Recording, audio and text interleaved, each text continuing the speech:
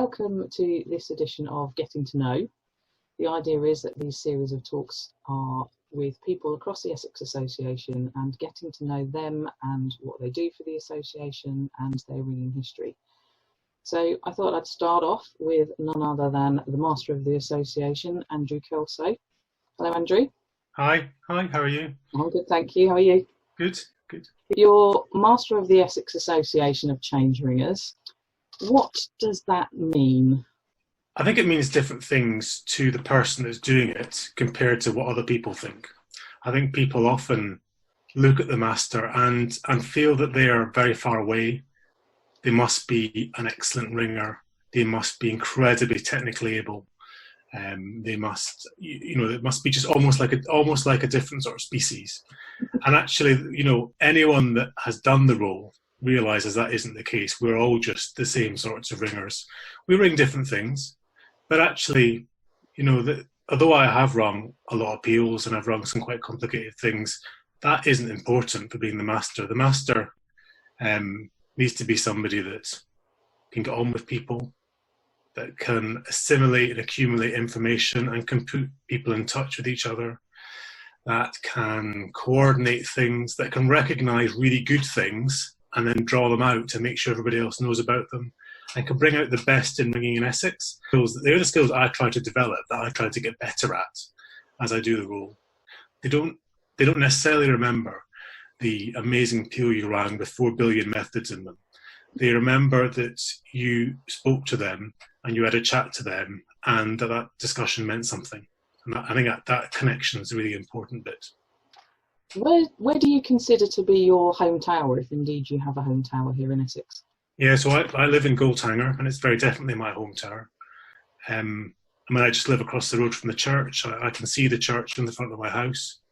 And this is the first time I've really felt that the tower was actually part of my own home. I've always connected myself to somewhere, but living in Goldhanger is the first time that I've really felt that the church and the tower and everything goes with it is an integral part of my home life. Something I never expected when I moved into the village almost 7 years ago now. And it's something that I continue to love about living here. I detect that Goldhanger, you weren't born and bred in Essex. How do you know that? There's a little thing that gives it away. So where are you from originally? So I was born in Dundee, but I left Dundee when I was a baby, and I grew up in Dunblane, which is in the centre of Scotland. And that's where I learnt to ring. I was taught to ring by two people, a man called Chris Fry and another man called Magnus Peterson. I'd actually known Magnus for a really long time. His family lived 3 or 4 doors down the road from us, and his daughter was the same age as my sister. They were just a family we knew really well. But it's coincidental that he was a ringer and I started ringing because he wasn't the reason I went into it. I went into it because a friend of mine did it when I was at high school, and I was interested and I wanted to know what it was about. I thought that every tower was like Dunblane Cathedral, and they're not. Dunblane Cathedral's a really heavy ring of 8. It's not particularly easy. It's not a great place to ring. They're beautifully sounding bells. They're gorgeous sound, but they're quite difficult. Is that your sort of overwhelming takeaway from your experience of learning to ring? I'm interested in the process of learning to ring. And I'm interested that people that learned to ring when they were children or teenagers often can't really remember what it was like to learn to ring. I remember not being able to ring, and I remember having lessons, but I don't, as most children do, I don't remember the process of learning to ring. My memories of learning to ring are sitting in the corner of the tower, because we always bought sweets before we went to ring. We always went to the sweet shop, we got sweets, and then we went for ringing practice. And then we ate our sweets, and every so often we'd be called to ring, and we'd go and do that, and then we'd come back. And there was always somebody with a Walkman on, and there was always somebody that was listening to it too loud and had to be told off. There was a group of rowdy kids in the corner, I was one of them. So what would you say you enjoy most about ringing now? Different things. There's different bits to my ringing life. There's the teaching bit, and it's interesting. I don't really like teaching anywhere else other than ringing. I don't particularly like teaching at work. I don't judge myself as a very good teacher, other than I think actually I've had some success in ringing teaching.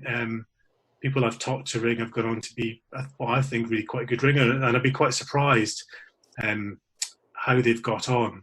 And I actually really, really love teaching somebody to handle a bell. It's a really complex skill, and I love the fact that you start that process and they are just completely hopeless. You know, they've pulled the rope the wrong way up. It's difficult for them. They just don't get it at all. And then just by persisting and being patient and doing the same things and just taking it to bits and doing little bits at a time, you look back 2-3 months later and they can handle a bell. That bit, you know, that bit when you're teaching somebody and they just start to get it.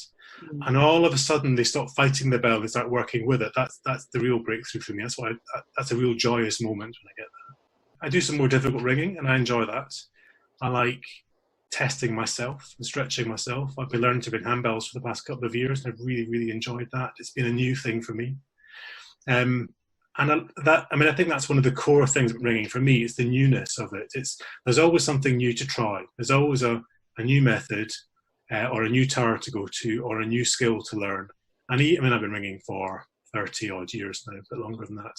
And even despite that, there's still millions of new things I haven't tried, and they're just all out there waiting to be done. What would you say is your greatest ringing memory or achievement to date?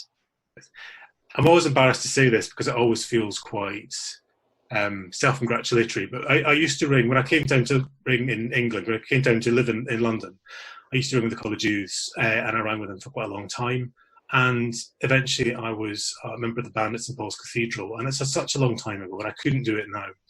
But it was a wonderful time in my ringing life, ringing every Sunday at St Paul's, and being part of that amazing institution and being part of that incredible church. That was an exciting time in my life, and it was, I think, partly because it was such an achievement, and it's something I'm so far from now. I look back at it really fondly and really remember it with really happy memories, actually.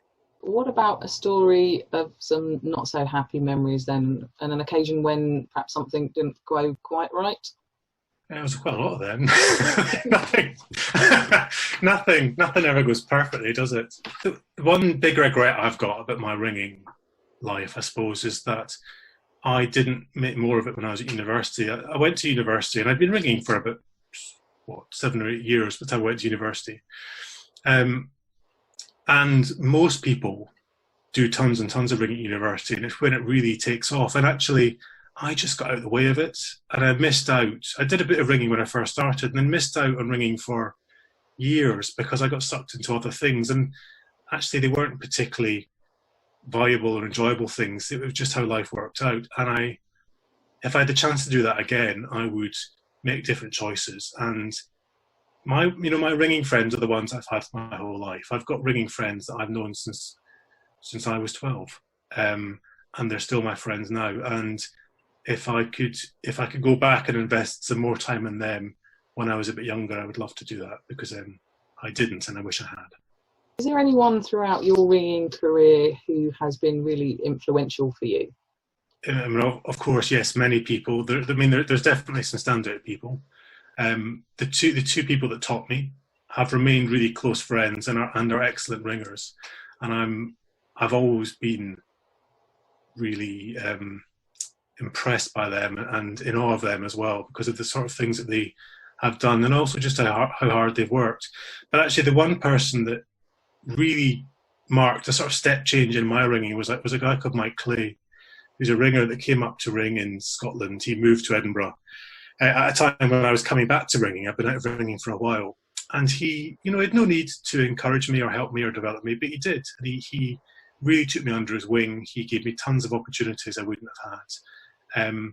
And he was the sort of person, I very much admired how he rang and also how he approached ringing and his approach to life. And he's somebody that I really, if I hadn't met him, I wouldn't be in the place I am now. I'm absolutely sure of that. You've mentioned that you've rung at St Paul's. You've mentioned that you've recently taken up handbell ringing. Have you got any bell ringing goals or ambitions left? Anything else you want to achieve? Yeah, I suppose this is where it becomes public, isn't it? It's always the risk of saying things in public. While I'm young enough, I'd still like to get better at ringing big bells. I've never been a very good big bell ringer. I've always used too much brute force and not enough skill. And I'm not saying I don't have some skill, but I've never really been as good as I'd like to be. And before my body starts failing me in the next probably 20 years, I'd like to get better at that. And I don't know how I'm going to do it. I've not really got a plan for it, but it's just always been at the back of my mind. That's something that's eluded me that I'd like to do. So if I get an opportunity, that might be the next thing.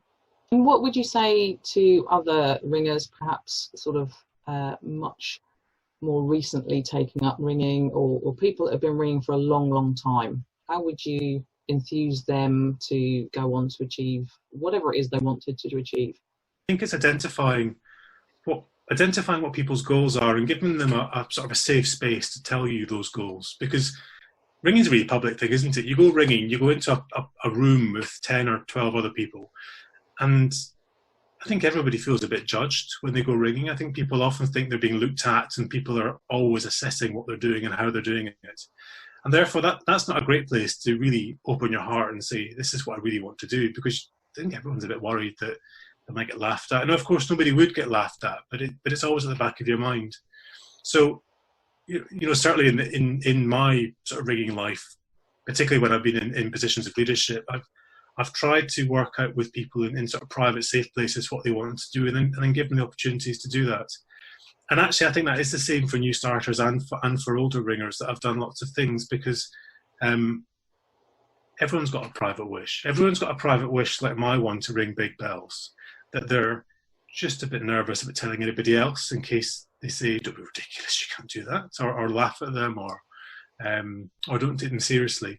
And the opportunities are out there. You just have to be put in touch with the right people, or lined up with the right place to take that opportunity. For our local learners, I try to introduce them to other people that are ringing just the next stage, so that they can get to know them and then maybe go along to those practices on their own, and just make it a bit more accessible for everybody. Given a 2-minute slot at a conference to talk about bell ringing to a bunch of people who knew nothing about bell ringing, what would you say? The risk is that you try and tell people about the science of bell ringing and they just get completely confused. And I think in 2 minutes, you've got a duty to give people an idea of the sort of soul of bell ringing. Most people think bells are rung by machines to begin with. Most people think it's easy. Most people don't get really the music of it and what we're doing. And actually, particularly what most people don't get is actually what being a bell ringer means, what it means in terms of friendships, what it means in terms of networks. Even people that start ringing at a local level and just do a few district things will meet people across the county that they would never have met before, and be exposed to an entirely broader range of people and experiences than otherwise. And I think I'd want to get across to people that ringing is really good for your soul and good for you as a human being, and it's a really good way of bringing people together with each other. What unexpected things has ringing taught you? It's taught me a lot about myself. It's taught me a lot about the things I'm bad at. It's taught me a lot about my temper. A lot about my temper. It's taught me about how people view me. And I don't think I'm alone in that. I think lots of ringers have this realization when they realize that what they felt was a very measured and a calm instruction is actually perceived as being quite threatening and quite antagonistic to people. So it teaches me about how I'm perceived by other people. And it's taught me about people more than anything else. I've said this before already, but bell ringers are diverse. We are from different backgrounds. We are different sorts of people. We've got incredibly different personalities. And being exposed to bell ringers over a long time has really taught me more about life than I think I would have got otherwise. I think I've been exposed to groups of people I would never otherwise have met. It's also really exposed me to intergenerational friendships. As a teenager, I had friends in their 60s and 70s. I think any of us that started to ring young will recognise that. And actually, I still have, as a 40-year-old, I've still got, lots and lots of retired friends, and actually lots of young friends. I have lots of friends in their 20s that, most 40-year-olds don't have. And that it's a really healthy place to be, actually, knowing a cross-section of society. What made you decide to become involved in the management of the Essex Association? It's kind of my tendency anyway, is to want to get involved in doing stuff. There's a history of these things in my past. Looking at my history, that I've done quite a lot of these helping out roles. For me, it's because I see the value of associations. I think there's a real need for territorial associations, of which the Essex is one of them, to bring together ringers and opportunities and teaching and education and friendship, and also to make the most of the resources that are out there. And it needs people to be prepared to do a little bit, just to bring all that together. Some people do a lot, some people do a little bit, but the little bit's what's important. It's more people doing a little bit rather than 5 people doing a lot. I wanted to be part of that. Talking of orchestras, so thank you for sharing your experience about ringing, but one of the things that always fascinates me particularly is how little we know about our fellow ringers outside of ringing. So if you don't mind, I can see in the background there your cello case, and I know that you play in an orchestra, but just tell us what's life outside of ringing like for Andrew Kelso? So my biggest thing is music. I'm an amateur musician. I play cello. I don't play anything else really to any great standard, but I play the cello a lot, and I've done that again since I was a child. I mainly do orchestral playing, so I play in 3 or 4 different orchestras in London, from a range of orchestras, chamber orchestras up to symphony orchestras, and I also play with an opera band as well. And it's fun. We some of the concerts are in churches, some of the concerts are on the South Bank. I mean, it's exciting. It's a really exciting other hobby to have. I mean, I like the technicality of it. I love the music of it. The music very much makes me feel alive. Well, as much as rigging does, it's that buzz you get from it. But it's also it's the people. I've got some incredible friendships from playing music that go back longer than my ringing friendships. Actually, my musician friends, go back to earlier childhood. It's hard to describe what that is because it's been so much a part of me. It's a bit like ringing. It's been a massive part of me for as long as I can remember. So I can't really describe life with or without it because it just is. It just is for me. And particularly your kind of day job. Can you tell us a little bit about that? I qualified as a doctor, and I worked as a consultant neurologist for I've been a consultant now for 10 years, working first of all in Basildon and then at the Royal London. And then more recently, I've taken a sort of a sideways step in medicine. I've gone into medical management, probably for very similar reasons similar reasons to those that got me involved in the association. And actually my job now is as medical director at Newham Hospital. So Newham Hospital is a small general hospital in a really, really poor part of East London. And the medical director is responsible for the professional leadership of all the doctors working there, as well as being part of the executive team of the hospital. So it's got a lot of responsibility. It's quite a big job, but at the same time, it gives me the chance to make changes in healthcare that I wouldn't get to do just as a practicing doctor. Now, I became a doctor for all the wrong reasons. I became a doctor because I got good exam results, and it's what people with good exam results did. I didn't become a doctor because of any of the reasons that I should have done, like wanting to help people or wanted to care people. That all came later. And actually, I didn't. I enjoyed being a doctor, a practicing doctor clinically, but it never really switched me on the same way it did many of my colleagues. And I worried for a long time I was in the wrong career and made the wrong choices. But actually, I was just being the wrong sort of doctor. And what I've discovered since I became a medical manager is that is the sort of doctor I should have been. And I'm better at that, and I'm happier at that. And that's obviously, quite a massive day job. And then you've talked about your commitments of, in various orchestras and your commitments within the Essex Association and at your local tower. And presumably you have a home life. How do you juggle all of this, activities, and how do you fit in your ringing activities with all the commitments of your daily life? I don't think I've got it right yet. You have to be really organised. You have to like being busy. If you don't, I do like being busy. I'm happier when I'm busy. I get a bit bored and a bit irritable when I'm not busy enough. So it's better that I've got lots of things to do. But at the same time, there's a risk you can overload yourself. So you have to be organised. You have to prioritise. I've had to stop doing some things. I play the cello much less now because of my association responsibilities, and I've got a lot that I need to do in the association as master, and I've chosen to do that.